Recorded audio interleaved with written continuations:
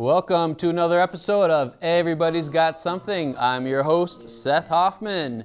On the show today, we have David Barclay, aka DBGomez, accordionist, songwriter. Also, we have Irini Georgas, therapist at The Source, and Charey Fox, coach, consultant, healer, and owner of The Source for 18 years. Let's have a wonderful time. So glad to be here. Dave, it is a true honor to get to be sitting here and talking to you. I've known of you for many, many years, but to actually get to be here with you.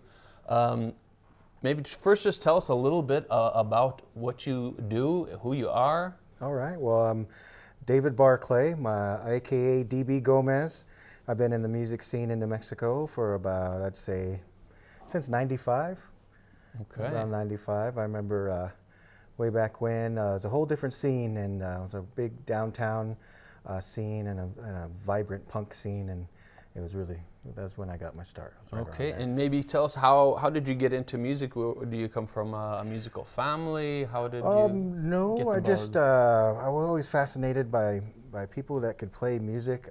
It was almost like magic to me that these sounds would come out of, and you listen to the radio a song, then you see somebody play that song, you're like, wow. Do you have a specific memory that comes to mind where you saw someone in high school? I went to high school in Santa Fe. It was at Santa Fe High, and there was this a band that was like a metal band. They were local, and they had the long hair, and it was kind of the hair metal was in at the time. Yeah. And we're at like this little get together, and this guy starts playing awesome music, like from Metallica to whatever, and I just thought it was so amazing. Those guys looked like rock stars to me. Yeah. They weren't, but they looked like it to me. I was wow, those guys are cool. And so ever since then, I've always been fascinated by music. I wanted to learn how it worked. Okay, and so how did you go from that enchantment to saying, all right, how can I make this part of my life? What was the first bridge or the first step to get in? Well, I didn't get started till later. It wasn't until I was in my late 20s, almost 30, that I started to investigate more of music. I had a little, Casio keyboard, and I started paying more attention to it and trying to figure out how it went and learning more about it. And I guess that was the time when I said, all right, I think I want to, investigate further into this and take it as far as it'll go. Okay, and so tell us about this instrument that we have right here in front of us. This is a diatonic button accordion. It's in the key of G, C, and F, and it's basically a harmonica. It's basically a harmonica. Basically a harmonica. Each row of the 3 rows is it's like a harmonica. It's like taking 3 harmonicas and stacking them on each other. That's kind of what I got right there. Okay, and how did this instrument become a part of your life? Well, I was in the music scene, and I was playing keyboards. So you were first a keyboard player? I was first a keyboardist, okay. And I remember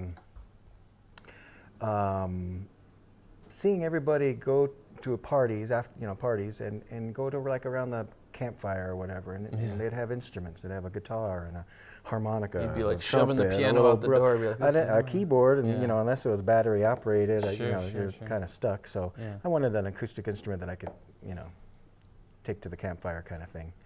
Very and cool. I chose this one because Flaco Jimenez is awesome, and I wanted to. I thought what he was doing was, very, very cool, and I wanted to try my hand at it. Okay, and now you play it. It's seeming masterfully to someone who doesn't know. Was it a big learning curve? Did it come easily? It is, and it isn't. The reason why it isn't is because it was built for every person to kind of get on it and start fiddling around with it and actually make some music. The way they have the button set up and these bass buttons, it makes it to where it's like very intuitive, and anybody can probably create something really catchy with it. Yeah. And at the same time, if you know music theory, it can bloom into wonderful other musics that you wouldn't even associate with. Okay, well, I would love to hear. I'm going to show us a little first with this, or I know we have a clip. Okay. Maybe we can Yeah, first get this thing and see what it does.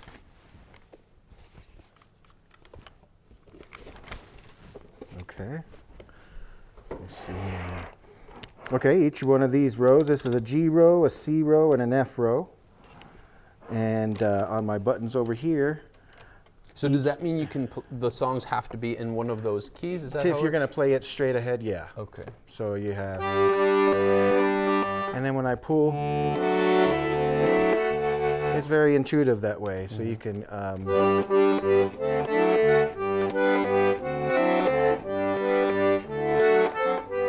I think that's the way they probably made it for it to be played.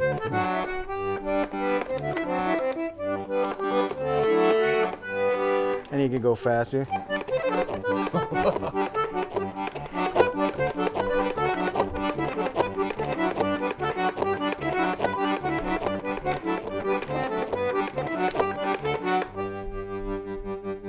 Wow.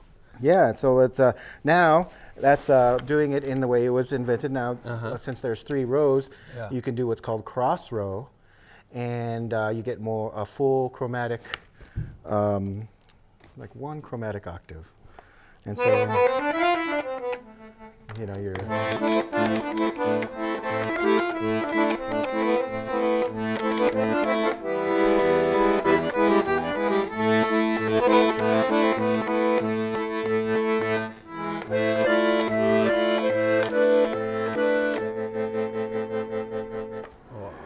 It seems like there's a lot. It's actually like 1, 2, but then 3. Like you're doing 3 things. There's a different pattern when you push as to when you pull, so there's also that taking place. Incredible. But they made it easy because here you have in these buttons here, it's on a little music theory. You got a 1, 6, 2, 5. Okay.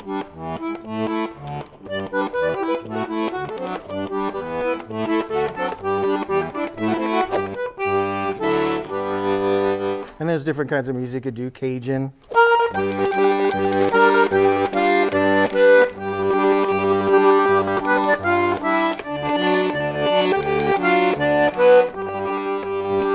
And then you got the cumbia stuff.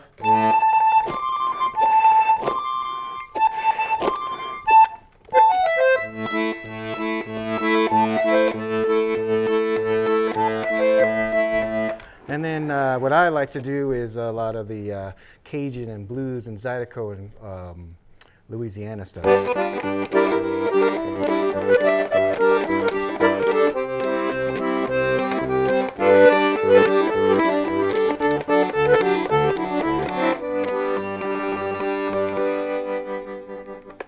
Wow. Yeah, man. Incredible, incredible, incredible. Well, I wonder if I would love to hear a little bit about your musical journey, how you got from just starting to when you first started playing out. I know you played with some groups. I know you were with the Gatos, and now you are fronting your band. I wonder if you could just give us a little bit of a timeline of how of your story. I'd say about 20 years ago, I met Felix. I was with.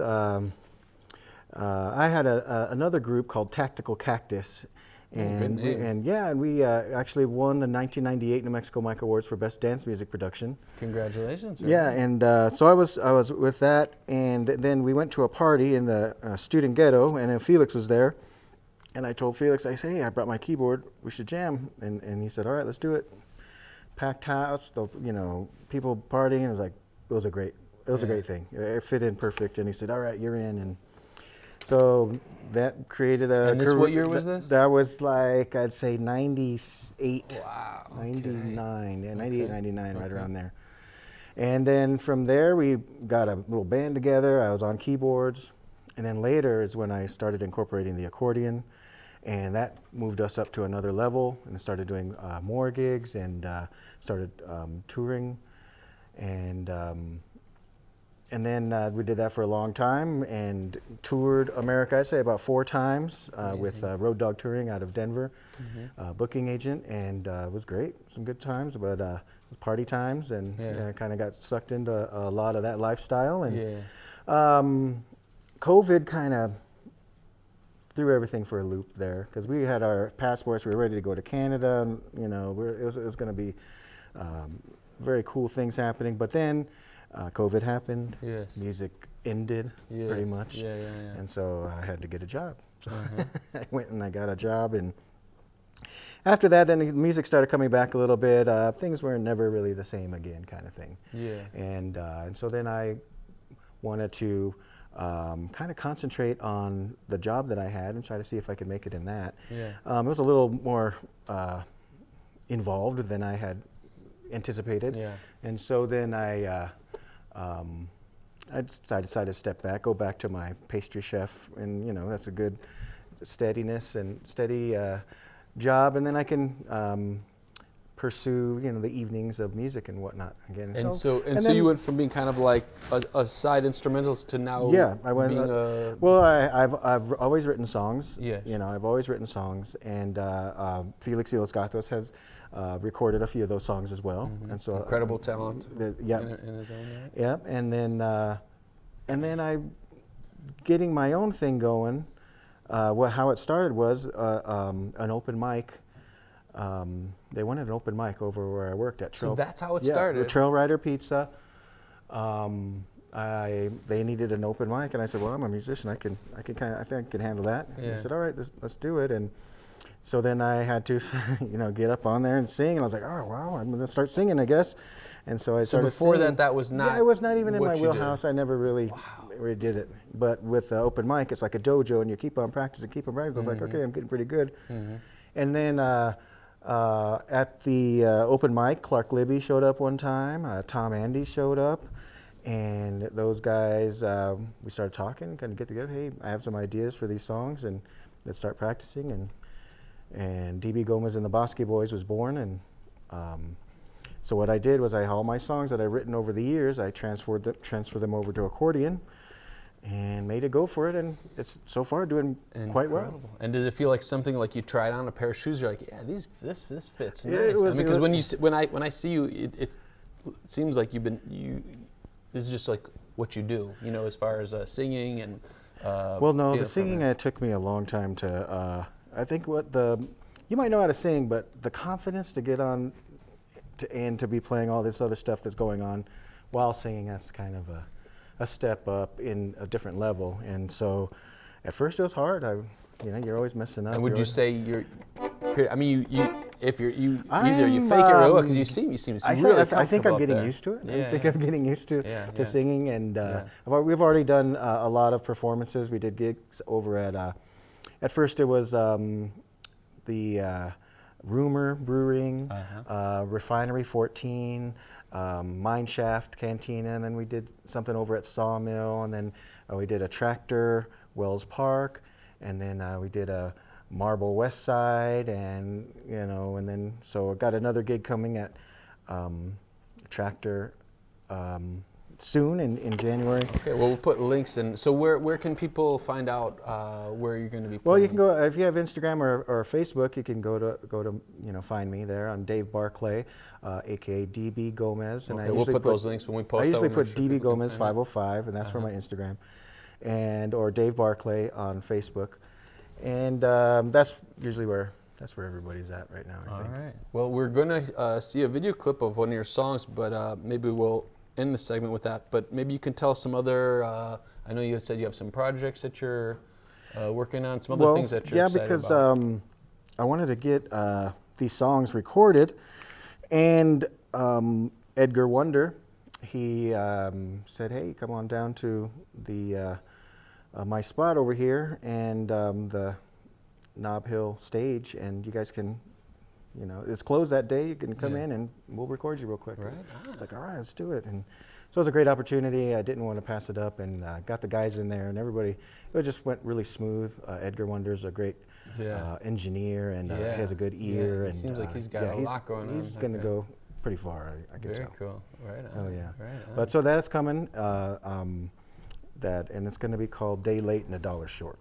I like it. Okay. And when is that expected to be Right now it's in the, it just got recorded, so it'll probably be mixed down and stuff like that. So very soon. Okay, Very soon. very exciting, very exciting. All right, and before we check out the song, is there any, when you think of people who have been, you know, very inspirational to you, very supportive, people kind of who really formative? I guess number one would be my wife. She has been there for me 100% every second of every moment that we've been together. She's been pushing me towards, you know, perfecting my craft, getting me to practice, getting me motivated. And so I wanted to say thank you, babe, for that. And Lula and Layla, I love you very much. As far as inspiration in like here, I would have to say Chris Jacob. Early on, he kind of took the gatos under his wing, and you know, showed us some ropes and stuff like that. I always looked up to him. Yeah. And I played over at the hall, and he sat in and he heard my song and he said, "Yeah, that's a great song there." And so that meant a lot. That's incredible. Really incredible. So over the years, in addition to playing many places, you've got to connect with a lot of local legends. I may not have been the front guy, but I had, you know, I was well respected amongst my peers. Yeah. Well, I've admired you and appreciated you for a good long while. As many people do. You are a proud. You make New Mexico very, very proud. So can you tell us about the song that we're going to hear? Okay. It was written, I'd say, about a month or so ago. It's called Before Too Long, and it's about a guy who wants to quit drinking, and through circumstances ends up going back to his drinking. And so it's called Before Too Long. He's going to get back to, he's going to make an effort, but it's, and is it autobiographical, biographical, or just a collage of stories? I don't think it's autobiographical. I never tried to quit. I just kept going. I kept going forward. But now I'm 8 years sober now. So 8 years no alcohol. Congratulations. And so it's a night and day from those days to nowadays. The only thing that I have from those days is those songs that I wrote during those times. That's a good thing to keep.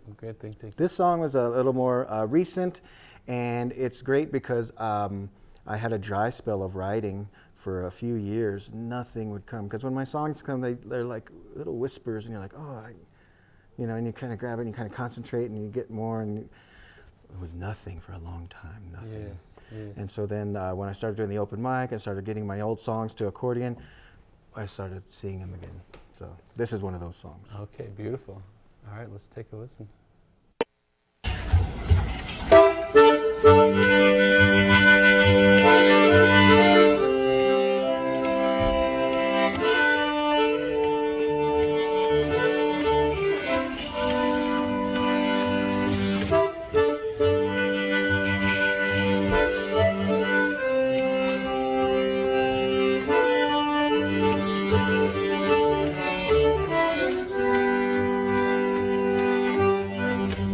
He was on the wagon, but the drinks were on the house.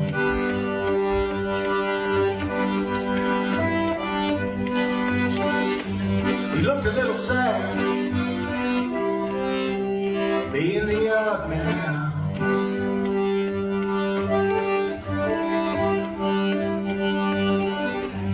Little by little, patience wearing thin.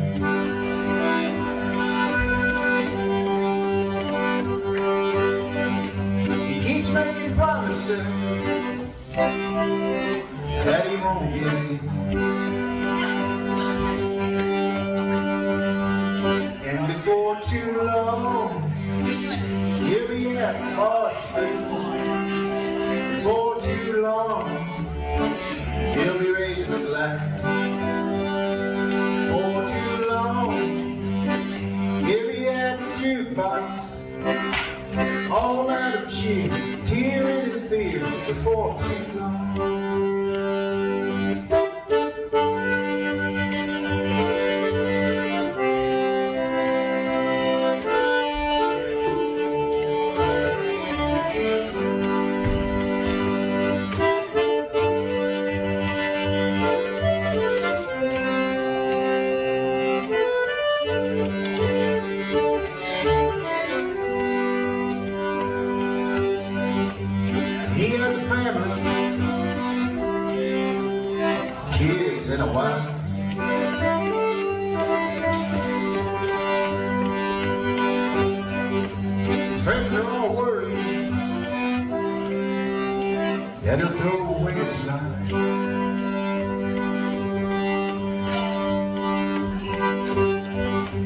a man like him, from the rough and tumble.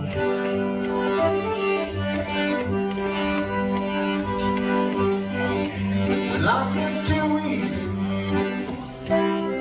he goes looking for trouble. And before too long, he'll be at the bars. Before too long, he'll be raising a blind. And before too long, he'll be at the jukebox, all out of cheer, tear in his beard. Before too long.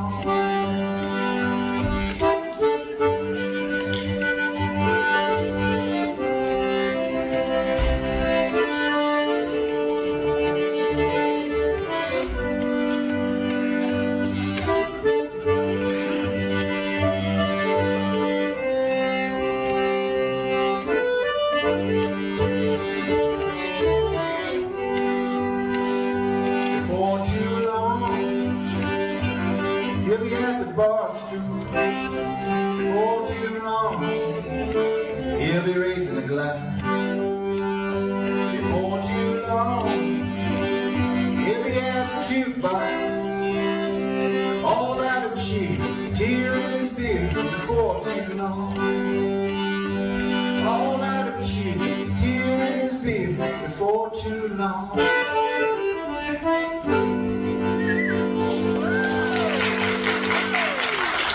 Thank you.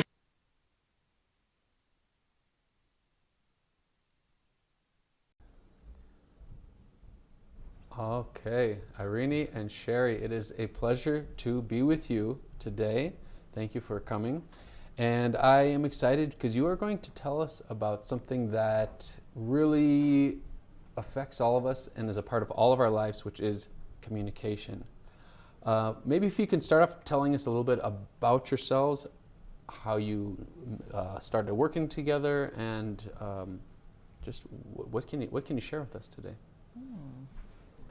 You want to share? I met Charey about 18 years ago, and probably in the last 10 to 15 years I've been studying communication. And I'm a therapist now, and I studied some nonviolent communication, and now we've taken it to another level. We've learned some skills in relationship enhancement, and we share that with people, and we're really excited about it.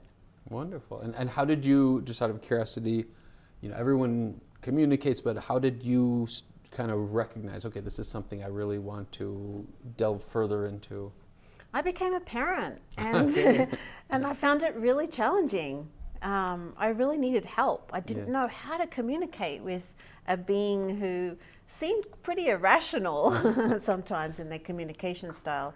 So I learned the nonviolent communication, and I still use some of that today, but the relationship enhancement skills I learned through Charey and others, it's just so much more effective and easy, and the application of them is just to see the value and enhancing a connection. It's pretty awesome. Yeah. Incredible. Yeah. Incredible. And it really helped me become a better parent, just focusing on how to communicate with my kids in a way that would help them ultimately empathize with me too. Sure, and help their relationships and friendships and everything. Absolutely, and they're pretty great communicators. So I'm really proud of them. Beautiful. And I think that has a lot to do with their father and me, and how we've communicated. It's just like the most important thing in relationships. How do we listen? How do we communicate in a way that doesn't incite defensiveness and anger? Sure. Yeah. Sure. And that's something most people probably don't even think about. They're not even aware it's something, a skill to develop. And so how did you come together in this journey? Well, I work with people, couples, individuals on trauma. I mostly consult with them. I educate people about how to release trauma, even ancestral trauma. And I was trained also in NVC many years ago, and I was looking for something that, like NVC, that I could teach to people. Nonviolent communication. Yes, nonviolent communication. And I couldn't find anyone to host over at the Source Yeah. as much as I tried. Yeah. And my tree trimmers arrived, and they had been teaching and learning relationship enhancement, and then I got to take a class with their teacher who knew the originators of relationship enhancement. Wow. She's a local Albuquerquean, Uh-huh. and she's from France. Okay. And a couple years ago, or 3 years ago, A few years ago, a yeah. few years ago, Irini was working, and I said, hey, do you want to take this class? And she said, well, do I really need it? I have all this, I'm like, no, you don't really need it. Yeah. You don't need it, but Yeah. it has CEUs, you need those. So she did it. And what was your experience that was different with relationship enhancement? Or It just seemed so real. Like the communication felt authentic, and Yeah. I didn't have to use a technique. Although there were some guidelines, I felt like I could really be myself, Yes. and also hear the other person and where they were at. Yeah. And so at the end of the training, I think a lot of us were in tears because we'd never fully experienced that before, even with the nonviolent communication, which is fantastic. But it just had this extra gratifying effect. Like, wow, I can really hear someone in a way that I couldn't before. And that excites me to get better and better at something. Yeah. Yeah, especially communication, which is needed every single day. Yes, yes. And so I wonder if you can tell us a little, like, what are the workshops, or what's the experience like? well, we should first do a little demo. Okay. Shane, do you want to hear a We'll demo? show you. Yes, we'll show you. Okay. We can also, we could show you how to do it poorly, right? Okay. Should we see, People can how relate to to that. poorly communicate first? Let's see how to Yeah. poorly communicate first. Okay, so we're just sitting here having a chat or dinner, whatever it is, Okay. and And you want to show me something. yeah, and you're Okay. in, we're Ready in for this, Shane? conversation, Okay. and I get excited, and I'm like, look, I'm going to show you a video. Here, look at this. This is so beautiful. Cool. Look at this.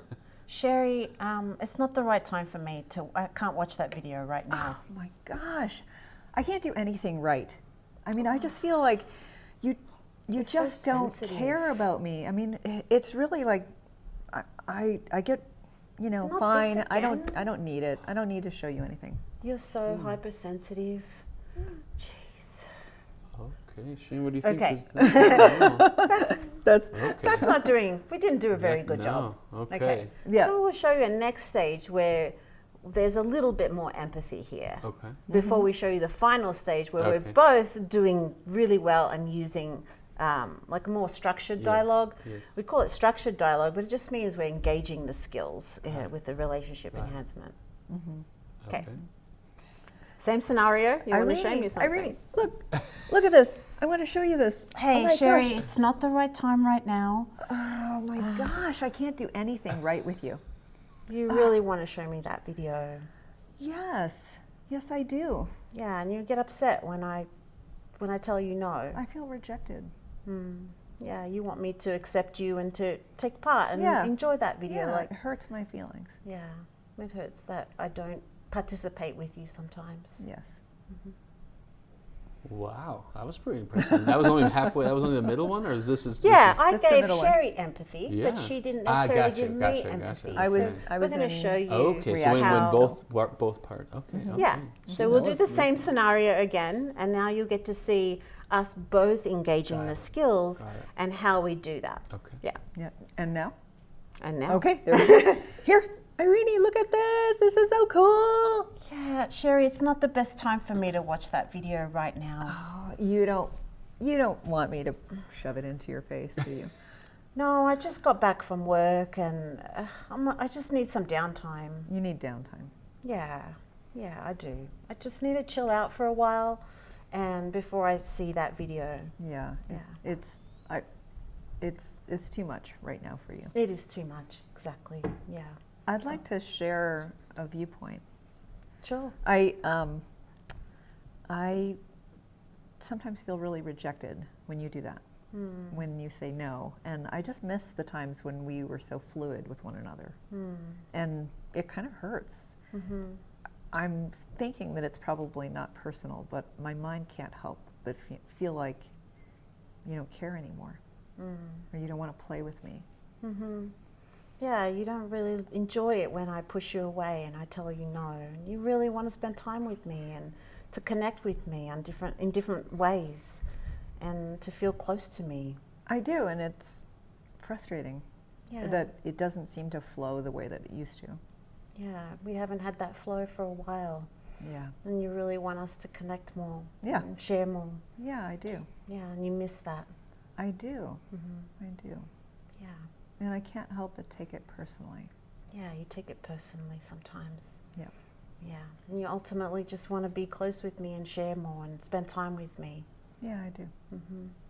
Is it okay if I share about how I'm feeling? I love that. Okay. You know, when I come home from work, I get a little tired and I just need like 30 minutes. And when you put a video in my face like that, it just feels like you're in my space and not giving me that time that I need to just relax and settle into the evening. And I've just come home, I've been with clients all day, and I need something like, I need to give you permission or something about that for me that I want to be able to choose and not have to watch a video. You're on all day long, and you don't get to choose who you're in front of all the time. And you want to be able to have that, at least when you come home. Yeah, that would mean a lot to me. You would like that. And I'd still like to watch the video, and I do want to be close to you, wanna and be close. I want to connect with you more, but I do need a little bit of transition time. Yeah, Yeah. You need some time, and you also need to be able to say no Yeah. without I me do. reacting. Yeah, and I don't really want you to take it personally because I do care about you, and yet as I'm saying this, I know there's a need for us to spend more time together. Yeah. And to share those funny videos and to hang out and dance and laugh like we used to. Yeah, you get that we could use some more time together. Yeah. Yeah, that would mean a lot to me. So I'm wondering if you've got time on Thursday. Oh yeah, that sounds great. At 6 o'clock is the best time for me because I come home around 5. Okay, how about 7:30? 7:30, yeah. Okay. Okay, we'll meet at 7:30. All right, sounds good. Wow. So, how these skills that I'm hearing, you do, how some people seem to have kind of like a natural ability, and some people it's like such a foreign language. So how do you teach this, or how do you identify? Because sometimes when people are in our own head, we can't even see how we're coming across. So how can this be a transfer? How these skills? I mean, imagine maybe through some role playing, but what are like the sessions like? And You want to know how this works, and you want to know if it's easy to teach or how we teach it. I just see it, it's almost like a superpower, because I think so many people go through life blindly, not understanding why everybody is this way, and all these experiences are going not the way they intended. And it's like a superpower, kind of, to be able to navigate in the world and actually be heard and to hear people. Yeah, it seems like a superpower, and because so many people are lacking that ability. And it's not like in school. I should never learn this in school. That was never one of the courses. We didn't learn it. No. They don't teach it in school. Did you notice that Charey was reflecting you just then? So she was engaging the skills while you expressed what you wanted. Okay. You wanted to learn more. You wanted to know how do we go about sharing these skills with others? Yeah. Well, we do have a group that meets at the source called Reflect Connect. That's one way to learn, but we could actually show you right now. Yeah. And we could involve your son in this process too, if you're open to that. Would that be cool? Do you want to do that? Sure. Yeah. Should we give some guidelines? Yeah. So a few things that we want to do is focus on the other person when we're listening. Okay. So we start with you. And what do you feel and what do you want? Okay. If we just focus on those two things, we're going to stay on track. And maybe you can talk about how it was made for kids, so we can talk about why we don't use prefixes like "it seems like" or "I hear you say." Okay. We don't use those. Yeah, okay. because if you know your son is having a tummy ache, you don't go, "I hear you say that you're not feeling well," or Yeah. "you're having a tummy ache." Yeah. You don't parrot everything that Yeah. your child says. You Yeah. say, "You're not feeling well." You get them energetically. Yeah, Your tummy's hurting. yeah. Yes. Yeah, and you want to feel better. Yeah. Yeah, so we just focus on what does the person feel and what do they desire. Yeah. And sometimes people tell us a big story, and we Yeah. can get caught up in the story and want to reflect the story, but the story is not as important as the feeling and what the person wants. Yeah. And you can go straight into it, especially when you first begin, to just say the word you. You feel this way and you want these things. Yeah. And that keeps it really simple. And as you get better at the process, you're going to be more nuanced in that. So you might say, "Oh, your tummy's awful today," or, you know, or say it's a bigger story, you might just make it sound not so much like a technique, because if it does sound like a technique, Right. you're not doing it right. Yeah, This is a very much a heart-centered process, or I don't know, it's not a technique, is it? But there's some sort of you've got to engage your heart to kind of dive in and go, what is he feeling? Yeah. And what does he really need? What does he want? Yeah. And to do that with the head, you're only going to go so far, and the other person might hear the technique, in which case they might get defensive. And do you ever, you know, sometimes maybe there's like two people, sometimes it's clear, okay, it's this one person always sounds mean when they're talking. I mean, to handle it in a delicate way where, of course, the person doesn't become defensive or something, but how do you kind of navigate through situations like that where it's, you know, you want to say like, do you hear yourself talking? Like, how would anybody respond to that, you know? Yeah, and that would definitely initiate an attack. Right, you right. know, So- an so, upset, and yet meeting them, you know, you're upset. Yeah. It really, and you don't like if they're calling you names, you don't say I'm an idiot. You don't Yeah. say that. You just say it's I'm sensing you think I'm an idiot. I get that. like you're so frustrated with me. Yeah. It's just upsetting, and you want to get to the and kind of Yeah. in the middle of doing that, I just sort of start to feel into what they really want. Okay. I don't really know. I just test it out, and they'll correct me. Yeah. If I say, "You're upset," and they're like, "I'm more than upset." I'm like, "You're really mad." Yes, I am. And then when they're heard, they kind of like disarms or takes their armor down maybe a little bit. Yeah, or if you something. think about it, somebody who's angry, if you're like, shh, shh, shh, shh, shh, shh, Yeah. you know, like it'll make them go crazy angry. Right, or someone's like, relax, don't tell me. Relax. Exactly. Shush, shush. Yeah.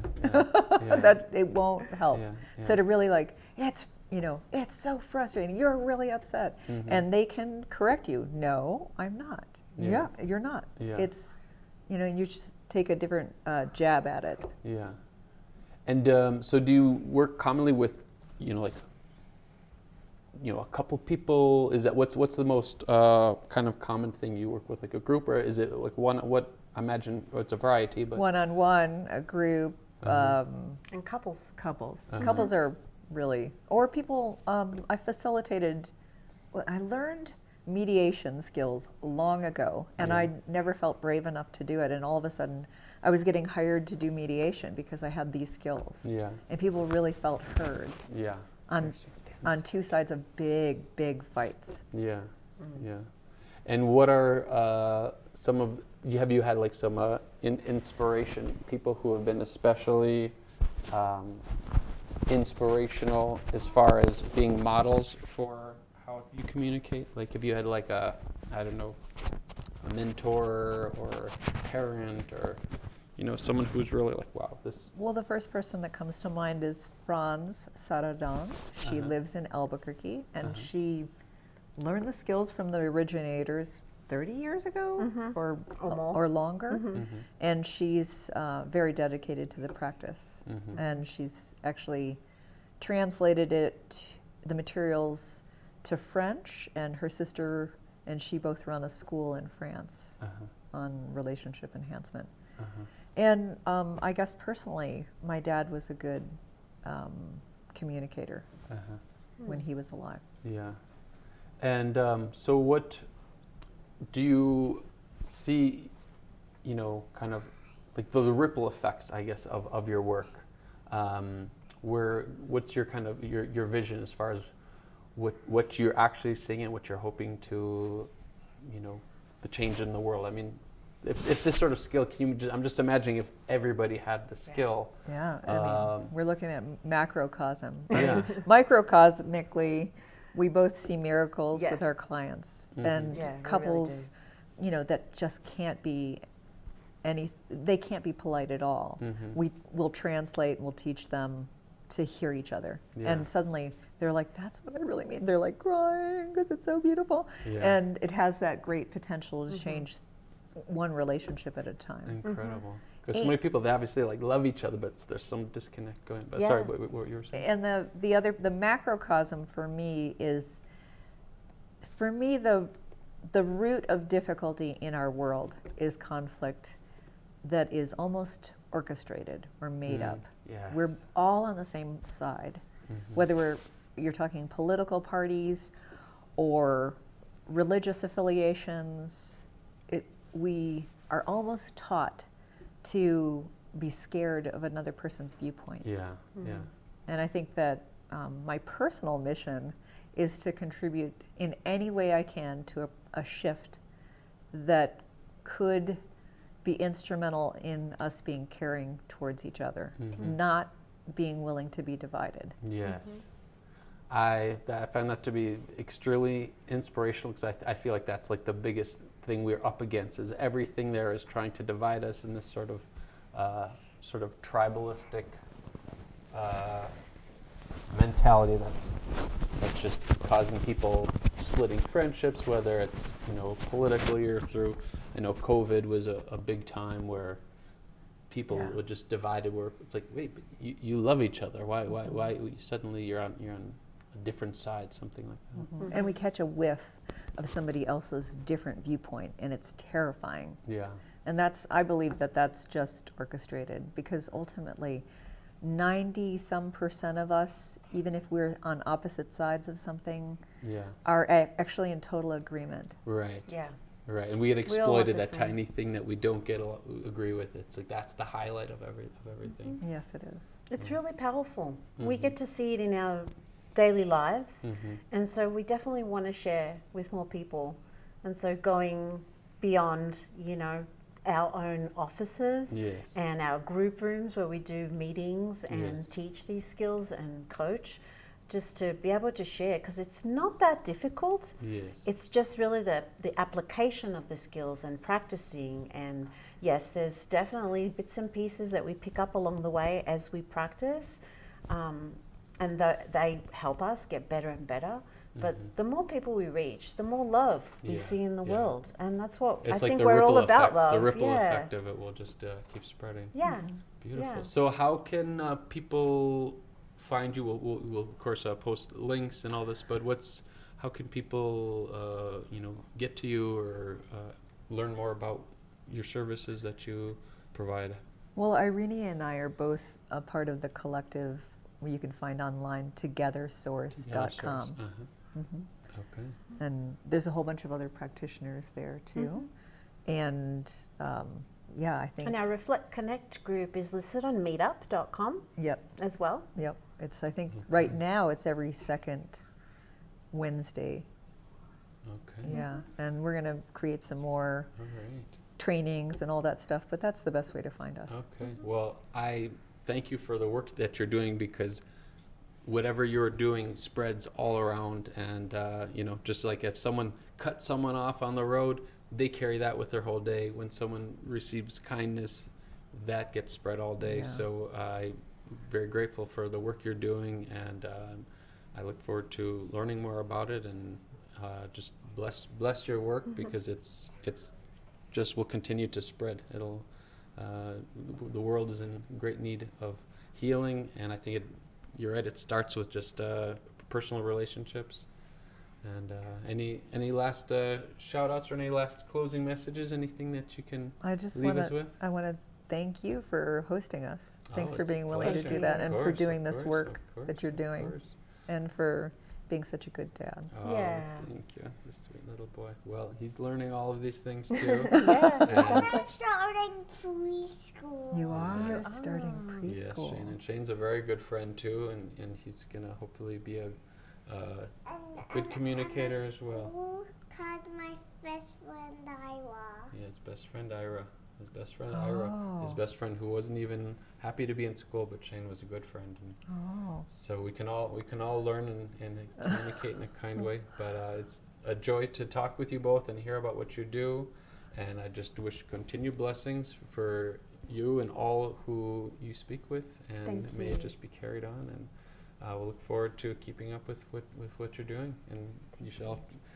Anyone out there? I don't think there's anyone who could not use some support in their communication. So continue to bless your work, and thanks for being here today. Thank you so much. Thank you so Alright. much. All right, everyone out there, all the best to you, and we'll see you next time.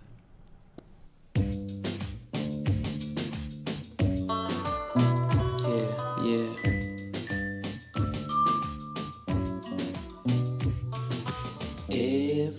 Everybody's got something that nobody else has got. Everybody, you're the only